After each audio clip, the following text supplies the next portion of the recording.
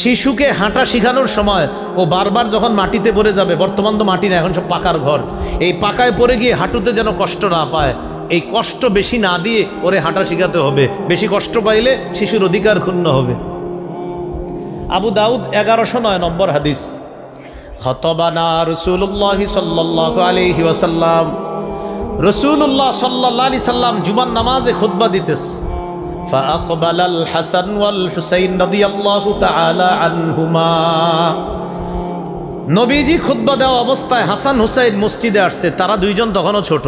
ফায়াসুরানি ওয়া ইয়াকুমান, দৃশ্যটা কল্পনায় আনেন, নবীজি খুতবা দিতেছে, সাহাবীরা সবাই নবীর দিকে তাকায়া, ওই অবস্থায় হাসান হুসাইন দুইজন মসজিদে নববীতে ঢুকছে, আর দুইজন বারবার মাটিতে পড়ে যাইতেছে আবার উঠতেছে।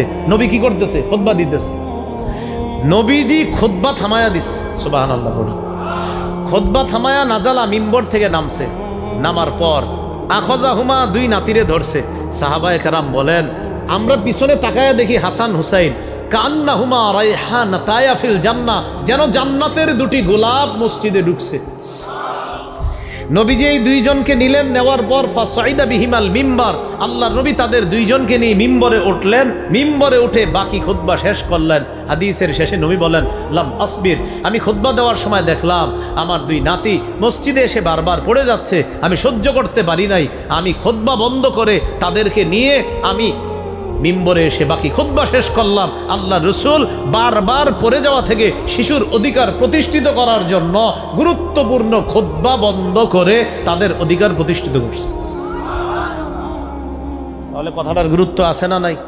হ্যাঁ, বারবার কষ্ট দেওয়া যাবে না।